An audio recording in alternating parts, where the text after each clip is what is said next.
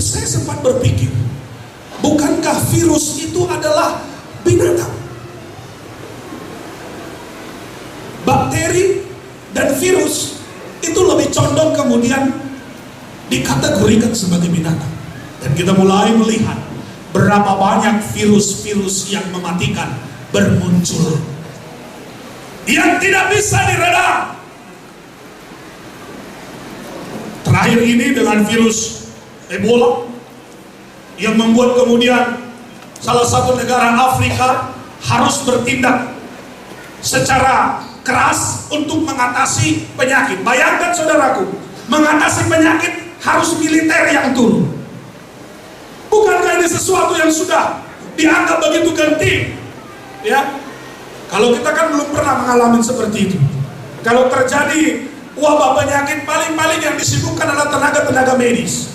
Tapi di Afrika bukan hanya tenaga medis lagi, militer sudah turun untuk kemudian mengatasi penyakit itu. Karena apa? Ada orang yang kemudian mengidap penyakit Ebola, dia mengidap virus Ebola itu, lalu dia kemudian ingin jalan-jalan, dia ingin membesuk keluarganya, lalu kemudian sang militer kemudian katakan tidak boleh, engkau tidak boleh keluar dari batas yang sudah ditentukan.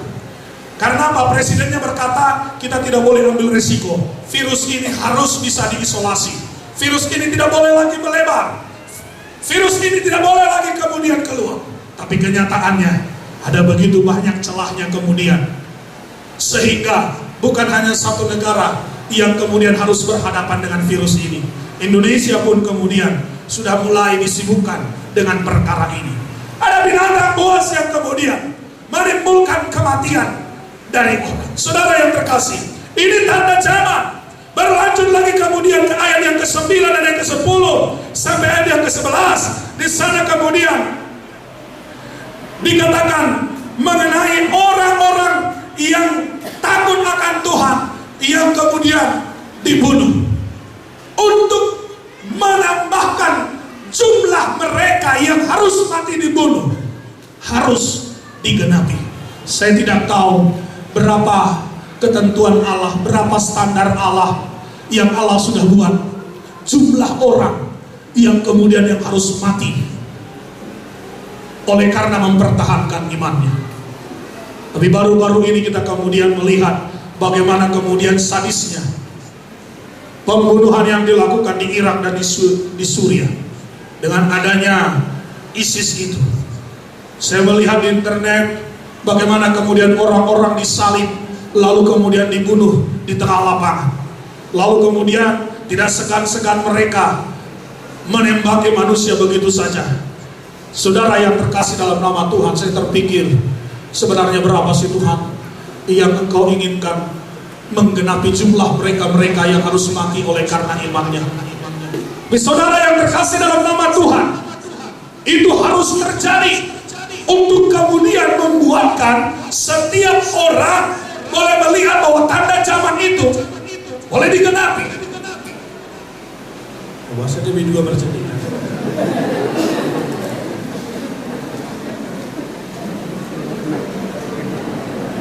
Baik, saya lanjutkan.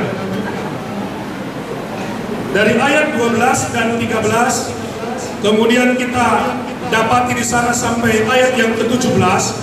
Di sana kemudian dikatakan gempa bumi yang dahsyat. Dan ini sudah hal biasa bagi kita. Sudah terlalu biasa kita mendengar gempa bumi. Ya, kalau dulu dikatakan oh terjadi gempa bumi di sana, semua media massa menyorot ke sana. Tapi kalau sekarang, ya seperti baru-baru ini terjadi gempa bumi di daerah Maluku, orang cuma katakan oh ya selesai. Padahal dikatakan 7 skala Richter. Oh masa? Oh iya. Tidak ada lagi heboh. Kenapa? Sudah biasa. Gempa bumi itu sudah biasa. Berlanjut lagi kemudian dikatakan matahari kemudian hitam bagaikan karung rambut. Dan ini berbicara, kalau saya baca dalam ulasan penelitian antariksa, di sana berbicara mengenai kalau didapati matahari ada bintik hitamnya di situ, berarti di sana sedang terjadi badai gelombang matahari yang kemudian melemparkan gelombang magnetik, ya panas api, dan melemparkan gelombang magnetik yang kemudian akan berpengaruh ke bumi. Dan saudara yang terkasih, beberapa kali satelit-satelit dari di dunia ini kemudian terganggu oleh karena itu. Dan ini kemudian dikatakan bahwa matahari kemudian mulai menghitam bagai karung rambut. Saudaraku, saya melihat bahwa ini menunjukkan bahwa frekuensi dari terjadinya badai di matahari yang memberikan pengaruh buruk kepada bumi ini akan semakin sering. Dan saudara yang terkasih, kemudian dikatakan bahwa bulan menjadi darah, dan ini sudah menjadi hal yang dibicarakan akhir-akhir ini. Sebagaimana yang pernah saya singgung bahwa dalam tahun 2014 ini saja sudah 2 kali terjadi gerhana bulan, di mana bulan bukan tampak putih tapi tampak merah tembaga, bahkan dia condong berwarna merah darah, sehingga orang-orang menyebutnya sebagai bulan darah. Ini sudah terjadi 2 kali dan diprediksi akan terjadi 2 kali lagi pada tahun 2015, sekitar bulan April dan bulan Oktober 2015 nanti. Saudara yang terkasih dalam nama Tuhan, ini kejadian luar biasa, karena hal ini bukan sesuatu yang biasa. Berdasarkan penelitian kemudian dikatakan bahwa kita melihat bulan itu berwarna merah adalah kemungkinan besar karena polusi yang terjadi di atmosfer. Saudara yang terkasih dalam nama Tuhan, saya tidak tahu sudah seberapa parah ini polusi yang dialami oleh bumi ini. Dan ini kemudian menjadi sinyal yang diberitakan oleh para peneliti astronomi bahwa mereka mengatakan, oh tidak bisa dihindari, dunia ini pasti akan berakhir. Saudaraku, kalau secara ilmu pengetahuan saja sudah bisa dipastikan bahwa dunia ini akan berakhir, kenapa kita masih ragu dengan perkataan firman Tuhan? Dan saudara yang terkasih dalam nama Tuhan, dikatakan kemudian bintang berjatuhan. Kadang-kadang saya berpikir, apakah ini berbicara mengenai bintang yang ada di langit? Atau jangan-jangan juga ini berbicara mengenai bintang dalam arti anak-anak Tuhan yang kemudian pada kandas imannya. Karena salah satu tanda akhir zaman adalah banyaknya terjadi kemurtatan. Banyaknya terjadi kemurtatan, di mana kemudian orang-orang yang mengaku Yesus sebagai Tuhan dan Juru Selamatnya mulai kemudian mundur oleh karena kesulitan-kesulitan yang dihadapi, atau oleh karena tawaran-tawaran kenikmatan dunia ini. Saudaraku, hati-hati. Jangan kemudian kita merasa biasa. Oh, kemurtatan itu biasa, di sana sini sudah biasa. Betul, itu akan semakin biasa. Tapi itu adalah ancaman bagi kita, sehingga kita harus bersiap untuk jangan sampai kemudian mempermainkan anugerah yang Allah telah berikan kepada kita. Haleluya. Nah, saudara yang terkasih, kembali kepada firman Tuhan tadi, bahwa ini berbicara mengenai akhir zaman. Yesus akan datang seperti pencuri, dan ini berbicara mengenai waktu, mengenai situasi yang tidak kita duga-duga. Saudara yang terkasih dalam nama Tuhan, terlalu banyak orang Kristen yang santai, yang kemudian menganggap enteng hari kedatangan Tuhan yang kedua kali. Bahkan ada banyak gereja yang sama sekali tidak gemar membicarakan mengenai akhir zaman. Ada banyak orang, banyak gereja, banyak pendeta yang tidak gemar membicarakan mengenai akhir zaman. Karena apa? Akhir zaman pasti akan berhubungan dengan kekudusan. Akhir zaman pasti akan berhubungan dengan kesetiaan, keterlibatan di dalam semua pekerjaan-pekerjaan pelayanan. Dan itu tidak disukai. Sehingga ada begitu banyak gereja yang mengabaikan akhir zaman. Tapi saya katakan tadi kepada kita, peristiwa Natal pun harus dibicarakan akhir zaman. Karena justru kedatangan Yesus kedua kali adalah tahapan awal dimulainya mengenai akhir zaman ini. Saudara yang terkasih dalam nama Tuhan, persiapkan diri. Kita semua mempersiapkan diri kita untuk menyongsong hari kedatangan Tuhan yang kedua kali. Karena dia datang secara tiba-tiba. Dia datang ketika ada banyak orang yang terlelap. Karena dia bukan seperti seorang perwira yang kemudian mengumandangkan kedatangannya untuk bersiap. Tidak. Tapi dia sudah kemudian memberikan kepada kita satu keadaan di mana kita lah yang harus bersiap sebagai mempelai wanita surgawi. Berbahagialah dia yang berjaga-jaga dan yang memperhatikan pakaiannya, supaya ia jangan berjalan dengan telanjang. Saudara yang terkasih dalam nama Tuhan, berjaga-jaga. Berapa banyak kita kemudian yang berjaga-jaga? Yang namanya berjaga-jaga itu berarti di sana ada kehidupan yang ditunjukkan oleh aktivitas. Saudara tahu bahwa iblis adalah makhluk yang jelek dan kotor itu adalah ingin selalu berusaha untuk mematikan iman kita. Karena kita diselamatkan oleh iman yang dianugerahkan Allah kepada kita. Saya bacakan sebentar apa yang dikatakan dalam Efesus pasal yang kedua.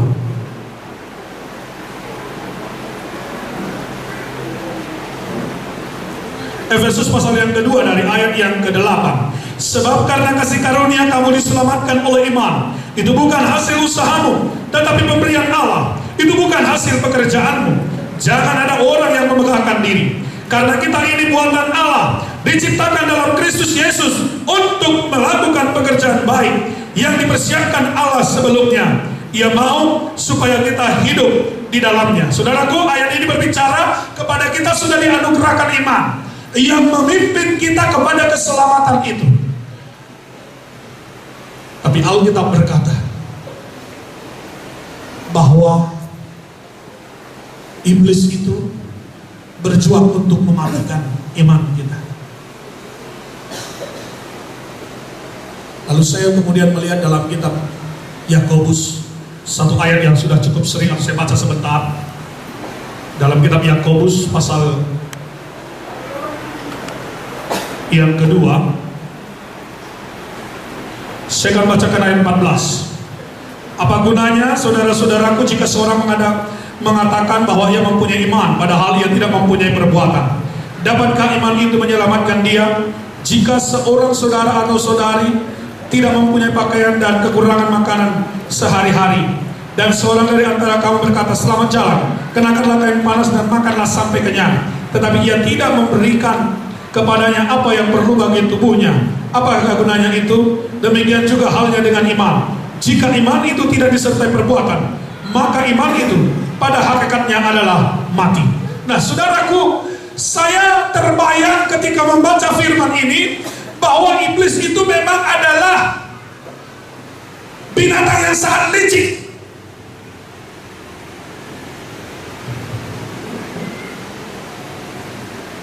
Dia sangat licik. Kenapa? Berdasarkan ayat ini, saya kemudian merenungkan bahwa dia kemudian tidak berusaha serta-merta untuk menghapuskan pengakuan kita, ya, sehingga iblis kerap kali membiarkan adanya pengakuan mulut bahwa kita percaya kepada Allah, tapi dia kemudian mencegah untuk setiap orang yang mengaku itu boleh memperlihatkan imannya lewat perbuatannya. Itu sebabnya bermunculanlah orang-orang Kristen yang mengaku dengan mulutnya bahwa Yesus adalah Tuhan dan Juru Selamatnya, tetapi tidak mau bekerja untuk Tuhan. Halo, jangan-jangan di antara kita ada yang seperti itu, masih mengaku dengan mulut bahwa Yesus adalah Tuhanku, Yesus adalah Rajaku, Yesus adalah pengharapanku, tapi ketika dikatakan ayo bekerja, mulai berkata, yang lain saja. Iman yang mati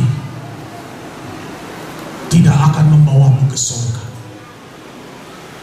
Lebih sadis lagi, ayat yang ke-19 ini berkata, engkau percaya bahwa hanya ada satu Allah saja, itu baik. Tetapi setan-setan pun juga percaya akan hal itu, dan mereka gemetar. Ada orang yang pernah katakan, inilah iman dari iblis. Saya katakan ini adalah permainan iblis. Ya, dia tidak bisa, tidak mengakui mengenal Allah. Karena apa? Dia tadinya dari surga. Dia mantan dari sana, karena dipecat dari sana.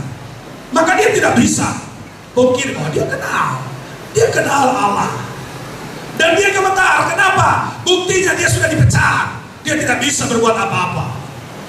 Nah, kalau kemudian iman percayamu hanya sekelas itu, mengaku percaya bahwa Yesus luar biasa, tapi engkau tidak melayani Allah yang luar biasa. Kadang-kadang engkau anggap pelayanan itu adalah sedang melayani anak kecil, dan bukan melayani raja di atas segala raja. Sehingga kemudian melayani pun kita mulai asal-asalan. Berapa banyak dari antara kita yang kemudian kalau sudah diajak untuk melayani Tuhan, diajak untuk kemudian memikul tanggung jawab pelayanan, diajak memikul diajak untuk berkorban, kita kemudian mulai ogah-ogahan. Padahal dengan mulut kita berkata, oh, aku sedang melayani raja di atas segala raja. Tapi kenyataannya dalam prakteknya kita sedang melayani seorang penjaga toilet.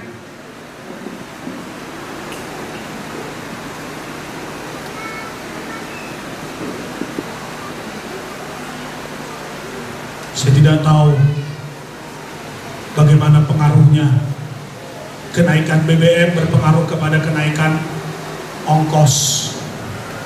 Tapi pernah orang tanya sama saya, Pak, itu berpengaruh nggak dengan kenaikan kolekte? Halo, dari semenjak ditetapkannya BBM naik 2.000 per liter, berapa naik kolektemu?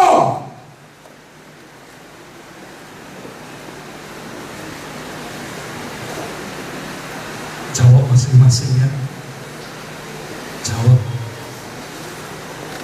Jangan kau katakan, ya bagaimana lah Pak, untuk ini itu semua naik, satu-satunya yang turun, ya peluangnya hanya kolekte. Hanya kolekte yang ada peluangnya boleh turun. Kenapa? Karena tidak dikontrol, tidak diawasi. Ya. Halo, saya katakan tadi, dengan mulut kita bisa saja berkata bahwa kita melayani raja di atas segala raja. Tapi kadang-kadang dengan praktek kita tidak melakukan itu. Maka iman kita hanya akan muncul sebagai iman-iman yang mati. Saya tidak tahu seberapa serius anak-anak Tuhan dari Metro ini, dari Labuan Ratu, dari Bakauheni untuk menyelenggarakan pesta ini. Tapi bukankah kemudian pesta ini dilakukan untuk mengundang hadirat Allah, supaya kemudian kita boleh bersyukur atas apa yang sudah Tuhan buat, dan kita kemudian menantikan perbuatan baik yang selalu baru setiap hari yang Allah lakukan di perjalanan hidup kita lanjutan. Saudara yang terkasih dalam nama Tuhan, iblis akan berjuang untuk mematikan imanmu. Ingat, dia tidak akan berusaha untuk menghapus imanmu, tidak, tapi dia hanya akan mematikannya. Jadi engkau bisa saja tetap bisa berseru bahwa Yesus adalah Tuhanmu, tapi tolong lihat, apakah kemudian ketika engkau berseru dengan imanmu itu adalah iman yang hidup, atau jangan-jangan imanmu itu adalah iman yang mati. Karena apa? Karena engkau tidak mau bekerja. Karena apa? Karena engkau tidak mau berbuat untuk Tuhan. Nah, saudara yang terkasih dalam nama Tuhan, karena Yesus katakan, bekerjalah selama masih siang. Dan ini berbicara mengenai hari-hari kemurahan Allah, di mana akan ada waktunya kegelapan menguasai dunia ini, sehingga tak seorang pun yang kemudian bisa bekerja lagi untuk melayani Tuhan. Boro-boro untuk melayani Tuhan, menyelamatkan diri sendiri pun adalah sesuatu yang sulit nanti di sana, ketika kesukaran besar terjadi pada masa antikristus. Nah, saudara yang terkasih dalam nama Tuhan, mari bekerja. Ketika Tuhan masih berikan kesempatan bagi kita, mari bekerja. Anak-anak Tuhan yang ada di Metro Labuan Ratu, di Bakauheni, ketika Tuhan masih perkenankan engkau menyelenggarakan sebuah acara pesta bagi Tuhan, mari bekerja. Haleluya. Maaf kalau saya kritik sedikit dari apa yang saya lihat, tapi saya tidak tahu prakteknya. Nanti kalian sendirilah yang mengevaluasi. Kadang-kadang kalau saya perhatikan, ini kan namanya Natal bersama. Nah, kalau pola pikir saya, ini harus dikerjakan bersama. Dananya bersama, masaknya bersama, cuci piringnya bersama, ngurus kursinya bersama. Tapi dari tahun kemarin saya perhatikan, sepertinya hanya judulnya yang bersama. Tapi nggak tahu, kalau untuk persiapan sekarang ini saya belum tahu, karena saya terlambat tadi. Ya kan? Kenapa? Bukankah ini sebuah pesta bersama yang kemudian kita selenggarakan untuk Tuhan? Saya berharap kebersamaan kita harus terus kita bangun. Kenapa? Iblis berjuang untuk kemudian menempatkan roh pemecah belah di dalam setiap pelayan. Saya terus berdoa kepada Tuhan supaya setidak-tidaknya kami yang 3 sidang di Lampung Barat boleh terus bergandengan tangan. Walaupun saya tetap akui bahwa iblis selalu berjuang untuk kemudian mengembangkan roh pemecah belah.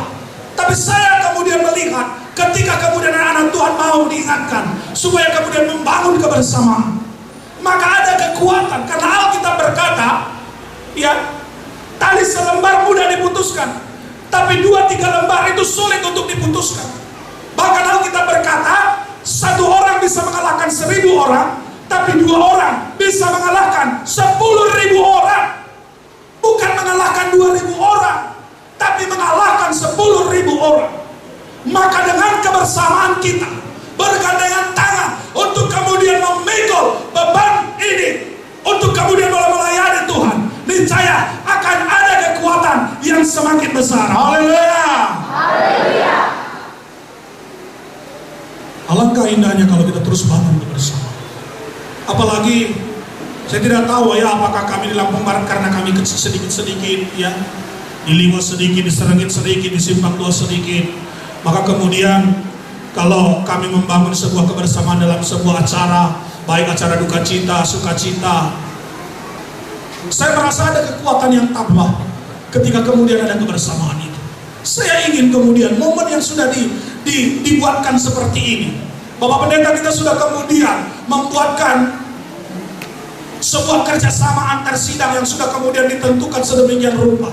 Alangkah indahnya kalau kemudian ada kebersamaan untuk memikul tanggung jawab itu. Ada kekuatan yang berlipat kali ganda, sampai 10 kali lipat ganda ketika ada kebersamaan di dalam pelayanan itu. Kita harus bekerja. Dan saudara yang terkasih dalam nama Tuhan, hal kita ingatkan, ini akhir zaman.